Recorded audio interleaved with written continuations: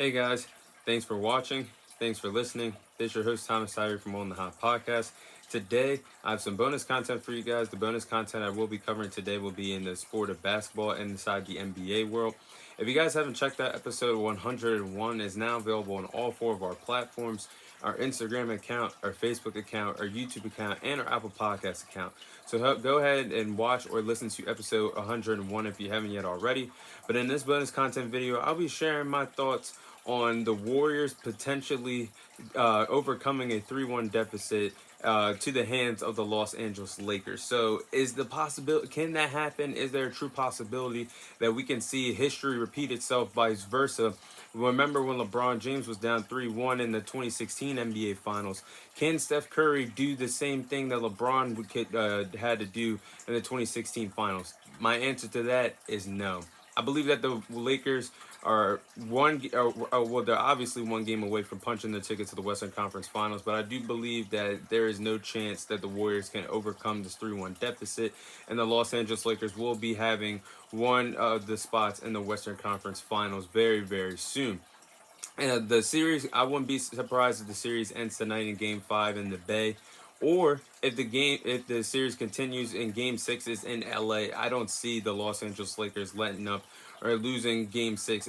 It's very possible that they lose Game 5 tonight, but I do not see them losing Game 6 in LA.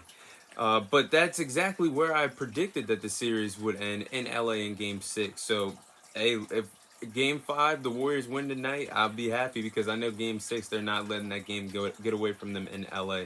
But the Lakers have clearly been the better team throughout this and whole entire series. What I've seen in the first 4 games of the series, they played very, very fantastic on the defensive end of the ball. They deserve a lot of credit. Darvin Ham has always been a defensive mastermind. Whether he's been under the learning tutelage of Mike Budenholzer as a former assistant head coach with the Milwaukee Bucks a year ago, he's always been a defensive minded guy, and we're seeing the Los Angeles Lakers play a tremendous amount of defense on the Golden State Warriors, making their shooters uncomfortable. And it showed in Game 4 when Klay Thompson and Steph Curry failed to capitalize on the opportunity that presented itself, and having a both of them having a possibility of having a clutch fourth quarter performance. Both Steph Curry and Klay Thompson shot a combined 5 for 14 from the field in the fourth quarter of Game 4 in LA the other night. And they also have taken away Steve Kerr's confidence that he once had in Jordan Poole. Remember last year during the playoffs that Jordan Poole was considered the third long lost splash brother, but by the side of Steph Curry and Klay Thompson. Now that Jordan Poole is nowhere to be found in this playoffs, and it's showing a tremendous amount in this playoff series right now. Steve Kerr has fully lost the confidence in Jordan Poole. What I saw in Game 4, he was nowhere to be found in the fourth quarter in crunch time when it matters most. Someone as a talented player like Jordan Poole, who has the ability to make shots from the three-point arc, from the three-point range, was nowhere to be found in Game 4. And matter of fact, Steve Kerr only played him for a total of 10 minutes in Game 4, and he had a total of 0 points, only playing for 10 minutes. It's just sad, and Steve Kerr is being outcoached right now by Darvin Ham. I'm seeing the offensive game plan for the Lakers. The Warriors don't have they don't have an answer for rebounding. The Lakers are just out rebounding the Warriors. They don't have an answer for Anthony Davis, like I stated on the podcast, and that would be a problem for him. But nobody should be surprised how far this Los Angeles Lakers team has really came since the All-Star break. It was the best thing that could have ever happened to the franchise this NBA season. I say that respectfully, by trading away Russell Westbrook. Russell Westbrook was never a right fit with LeBron was never going to be a right fit playing alongside LeBron James and Anthony Davis, and it showed for the last year and a half. And the Lakers finally pulled the trigger during the All-Star break, and they got better as a team once they got rid of Russell Westbrook. They got D'Angelo Russell. They got Rui Hachimura. They got Jared Vanderbilt. They got more offensive players that can shoot the basketball. They got better as a shoot. They became a better shooting team, a better defensive team.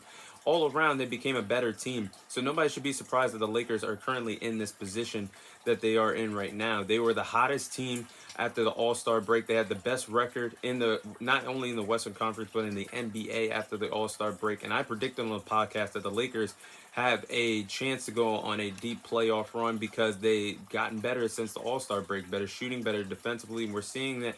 Not only do we see that in the first series against the Memphis Grizzlies, who were the second seed in the Western Conference, but now we're seeing against the reigning defending NBA champions and the Golden State Warriors. But like I said, I gotta stick with it because if you guys remember earlier on in the before the playoffs started and right before the playoffs started, I said the Denver Nuggets were gonna be my pick to make it to the NBA Finals. Well, things have clearly changed, and I just thought how things were going to play out in this series. I thought no matter who wins between the Warriors and the Lakers, the winner of that would be going on to the NBA Finals. And the Lakers, I stand by it. I do believe that they can either get past the Nuggets or the Suns in the next series to advance to the NBA Finals this year. But if you guys remember what I said on episode 100 just a week and a half ago, and I said something that's going to be very important in that series between the Warriors and the Lakers was going to be legacy between Steph Curry and LeBron James. It was a lot on the line. Like I said, LeBron James is 38 years old. He's already played 20 seasons in the NBA. He doesn't have much longer left in the league. I say another 2-3 years he has left in his historic NBA career. Not many opportunities are going to present itself for him getting a chance to win his fifth championship. That's why I said this series was going to be important for LeBron James. It was also important for Steph Curry not to only potentially win a fifth ring, but to also prove to me that he can beat LeBron James without Kevin Durant by his side. And clearly that has not happened, and I don't see that happening since they're down from a 3-1 deficit right now. Without Kevin Durant by his side, Steph Curry is now 1 for 6 in his last 7 playoff series, facing LeBron without Kevin Durant by his side.